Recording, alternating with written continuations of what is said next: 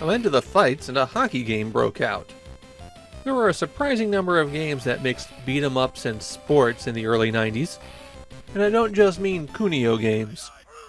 Hit the Ice was Taito's entry into this genre mashup, simplifying hockey and adding brawling to the sport. I mean, more brawling. Hit the Ice started out as an arcade game, and it's really obvious that it was intended for an American market. For some reason, though, all of the Japanese versions preceded the US ones by about a year. The PC Engine version of Hit the Ice was the first console port, and while it did get a US release, that wasn't until late 1992. Hit the Ice offers 3 different modes of play: Versus, Championship, and Shot Game. Versus is for a single match and can support up to 4 players. Championship will put you through a series of hockey games, but only allows for 2 players, and they have to be on the same team. And then Shot Play works a bit differently. I'll come back to it after I explain how you play hockey in general in this one. The first things you have to do are pick out a goalie and pick out a player. There are 4 goalies to choose from, and 8 possible players. After you've chosen your player, you're randomly assigned a partner, unless you're playing 2-player, in which case they get to pick out their own. Then it's time to hit the ice. As you might have already guessed, Hit the Ice strips down the game of hockey a lot. It becomes a 3-on-3 match, and you only control the goalie and your player. The third man out there is computer controlled, unless you're playing with another person. The most control you have over them is that you can signal for them to pass to you. You always play as the red team in Hit the Ice, which I think in this case means you're the Canadians. I mean, it's a Canada versus US match. The other team defaults to blue, so you have to be Canadian. When you have control over the puck, button 1 will pass and button 2 shoots. Even if you don't have a great shot on goal and you're on the far side of the rink, it can still be a very good idea to shoot, just to get the puck to the other end. If you try skating that distance, well, you're slower than somebody who doesn't have the puck, and your opponents can do the things that you can do when you don't have the puck.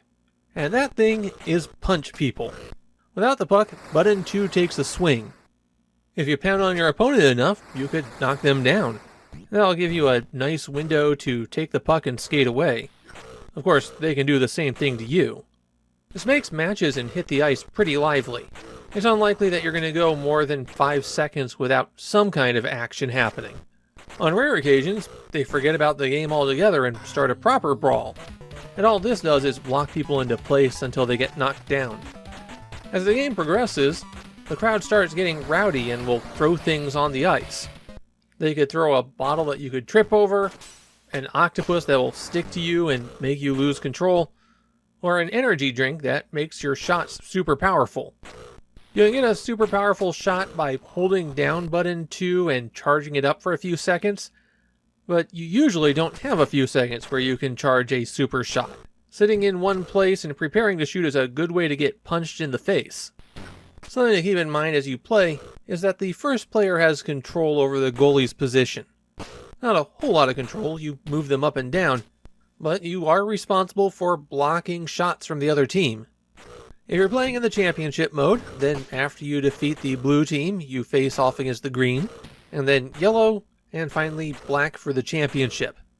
You can't make the game clock shorter in Hit the Ice, and playing through 3 periods takes over 15 minutes.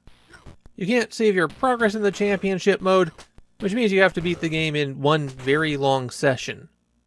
The other game mode in Hit the Ice is a shot match, and here your team faces off directly against the opponent's goalie, and they do that until the goalie captures the puck or 20 seconds have passed. After that, it flips to the other side of the rink, where their players attack your goalie. You play this mode back and forth for a certain number of rounds, which you set when you start the game.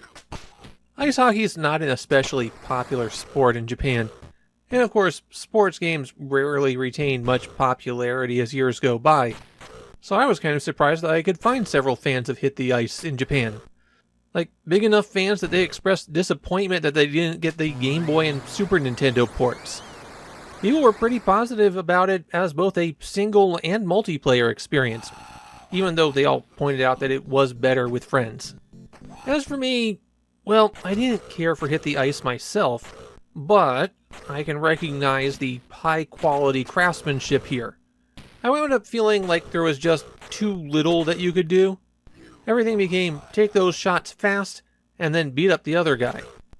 Because of the small scale and extremely fight-heavy nature of the match, it felt like the opportunities to pull off cool moves was rare. They definitely existed, and when it happened, I was pretty happy. It just wasn't often enough for me.